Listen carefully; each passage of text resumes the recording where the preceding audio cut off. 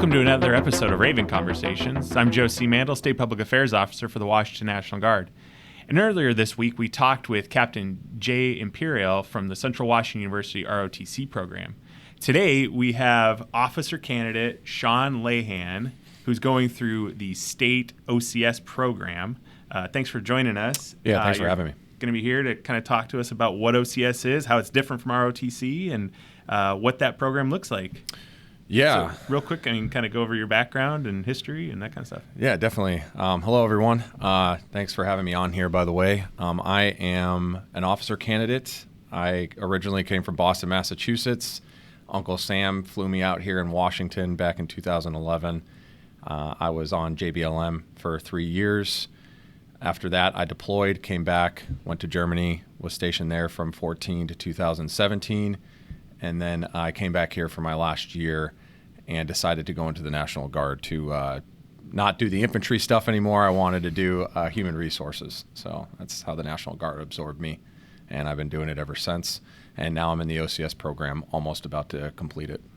So for those that don't know, what is OCS and what is kind of the structure of it? Yeah, so Officer Candidate School is an opportunity for 09 Sierras, someone who has come from basic training going into the OCS program or prior service. They can become officers in the United States Army or the National Guard. And what it is you do pre-OCS first, and then when July hits of every year, you'll start your phase one. You'll go to South Dakota. There's also accelerated opportunities as well, but you'll start here in you'll go to South Dakota for phase one. And then after those 2 weeks are over with, you come back to phase two for here. It's a 12-month phase two. I know it's long, but it goes by extremely fast. I'm on my last month of phase two. And then everyone comes to JBLM and you get to do phase three. Yeah. So why did you choose OCS versus ROTC? Yeah, ROTC. So I only had 1 year of college left because Washington State accepted all my credits that the Army had to offer. They accepted my JSTs. I didn't want to do, because you have to have a minimum of 2 years to go to ROTC. I did look at that route. I just didn't want to do longer schooling, so I decided to go the OCS route. Yeah. How's OCS been to this point? It's been really good. It's challenged me mentally and physically.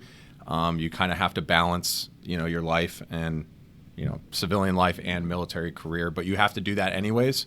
And I think OCS helps you prepare for that. Any kind of moments in OCS that stick out, like memorable ones to this point?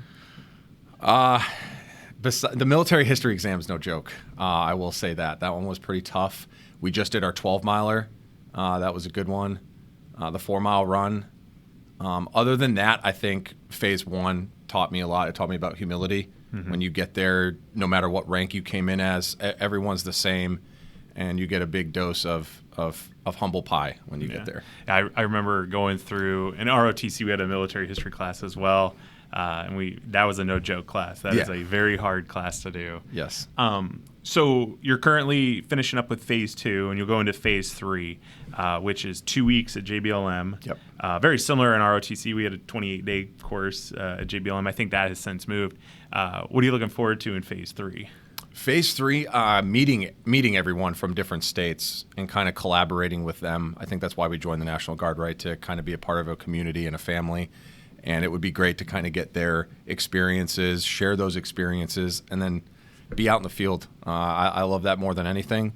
And just be a team and have that camaraderie is going to be pretty special. And then you'll finish phase three, and then it's commissioning. Yes, we finished phase three in July. And then we have an August drill, but then September is when our commissioning ceremony is. And then, do you know your branch already? I don't. I have, my top 5 or top 3, I should say, and one of them is quartermaster, AG, and transportation. Very nice.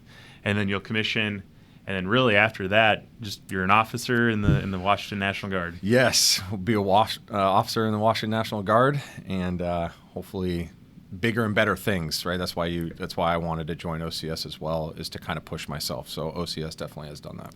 So similar to what we did with ROTC, if there's a kid sitting there watching the video, who's like, hey, or a guardsman, right? Yeah. Really sitting there saying, hey, I've always thought about being an officer. I don't know if it's for me. Yeah. What's the steps I have to take? Kind of give that kid a talk of what they need to do to get to that point. Yes. I think the hardest thing is the 90 semester hours to be eligible. And then you just need references from your commander. You need to be obviously in basic training, past basic training. But I think for me to go in from prior service to OCS, it was the changing of leadership, realizing that you go to become an NCO where you're more hands-on with people to now I got to, play the back game and kind of trust my NCOs to do the right thing. But just be humble, come in open-minded if you do want to do OCS, and just be a sponge, and you'll be successful. Oh, very nice. If you're interested in OCS or ROTC or any way to become an officer, let us know. We're always happy to connect you guys with our officer strength management folks, and they can help you out. Like we've said before, if you like this video, let us know. Give us a comment, a like, and hit subscribe if you want to watch more. Thanks for joining us. Thanks for having me.